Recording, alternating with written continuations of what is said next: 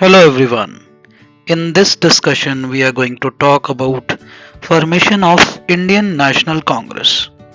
But let us understand what are the things we are going to discuss in this module. We will discuss introduction, political background before formation of Indian National Congress. We will discuss causes and formation of Indian National Congress. We'll also understand immediate objectives of the Congress, and at last we will find some important sessions of the Congress from 1885 to 1947. So let us start our this discussion with introduction of Indian National Congress. The birth of Indian National Congress marks the beginning of first countrywide attempt at nation building in India. Congress started as an organization of country's elite and educated middle class with the sole aim of securing constitutional reform from the British government. It grew in strength and size under the inspiring leadership of founding fathers like AO Hume, W.C. Banerjee, Dadabhai Naoroji, William Wedderburn, Badruddin Tayubji, and others, etc. Now let's understand political associations before Indian National Congress. The main political association before Indian National Congress were: number 1, British Indian Association. Operated in Chennai, Bengal and Mumbai, it looked after interests of landlords. The second one is East India Association. Formed in 1886, was set up by Dadabhai Naoroji in London. It aimed to mobilize public opinion about India and England. The third one is Pune Sarvajanik Sabha. Set up in 1870, was set up by M.G. Ranade in Pune. The fourth one is Indian National Association. Formed in 1876, was set up by Surinder Nath Banerjee in Kolkata. The fifth one is Madras Mahajan Sabha. In 1881, was set up by G. Subramaniam Iyer and others in Chennai. The sixth one is Bombay Presidency. Set up in 1885 in Mumbai against the rise of taxes in the region. The next one is Indian Association in 1876, set up by S. M. Banerjee in Kolkata. Now let's understand theories behind the birth of Congress. There were two types of theories popular among the historians toward birth of Congress.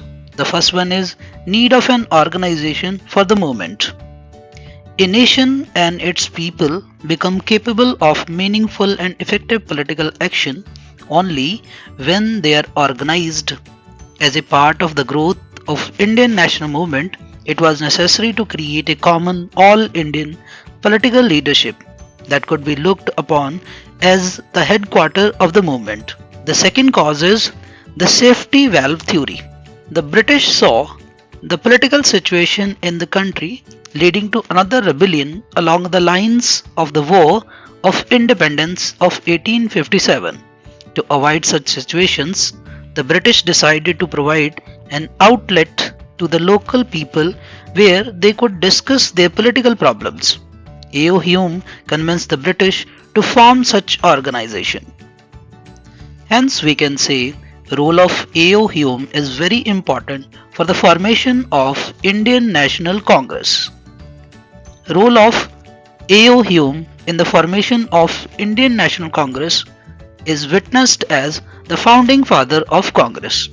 AO Hume had studied medicine and surgery, came to India as an Indian Civil Services officer in 1849. After retiring from the British Administrative Services, he chose to stay behind in India for the purpose of inculcating the spirit of nationalism in the Indian youth. The racial discrimination and inequality of the Indians under the British rule propelled Hume to form the Indian National Union with the help of Vamesh Chandra Banerjee in 1884. He is also known as Father of Indian National Congress. He served as the first General Secretary of the Indian National Congress. Now let us discuss formation of Indian National Congress. The first session of Indian National Congress, the first session of INC was proposed at Pune, but because of an outbreak of plague in Pune, the venue was shifted to Bombay. The first session that was held in Bombay at Gokul Das Tejpal Sanskrit Pathshala from 28 December to 31 December 1885. Only 72 delegates had participated in the first session of Indian National Congress. The first president of this session was Vomesh Chandra Banerjee. Now let's understand the immediate objectives of the Congress. The immediate objectives of the Congress were to promote friendly relation among the nationalist political workers from different parts of the country, to formulate and present popular demand before the government, to unify the people over a common economic and political program, to develop a feeling of national unity among people irrespective to their religion, region and their caste or province, to propagate and develop an anti-colonial and nationalistic ideology. Now let's find some important sessions of Indian National Congress. The main important sessions are: second session, held at Calcutta in 1886 under the presidentship of Dadabhai Naoroji.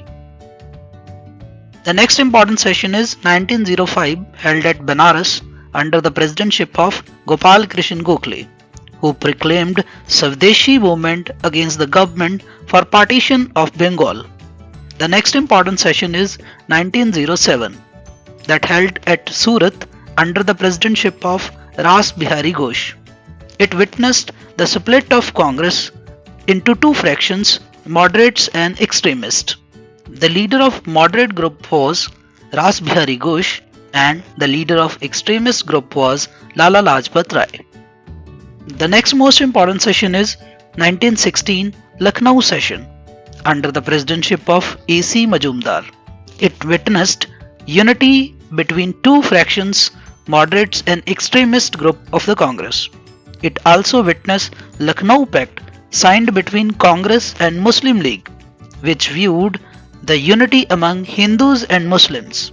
The next most important session is 1920 special session at Calcutta under the leadership of Lala Lajpat Rai. In this session, Mahatma Gandhi was given full clearance for moving on the resolution of non-cooperation.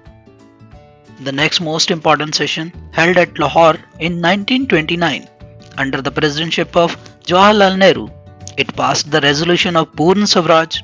It gave a green signal for civil disobedience movement for complete independence of the country. It also observed 26 January as a day of Independence Day. The next most important session is 1931 Karachi session under the presidentship of Sardar Vallabhbhai Patel. In this session, Gandhi was nominated to represent INC in the second roundtable conference. Next two sessions are associated with Subhash Chandra Bose. In 1938 at Hirapura, Subhash Chandra Bose was elected as president of INC.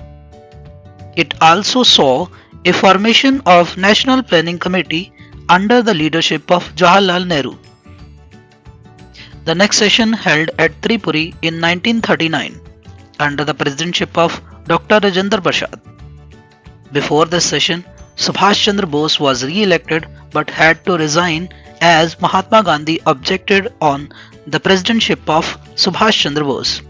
Rajendra Prasad was also appointed as president on the place of Subhash Chandra Bose. Subhash Chandra Bose resigned from the Congress and led the formation of Forward Bloc. That's all in this discussion.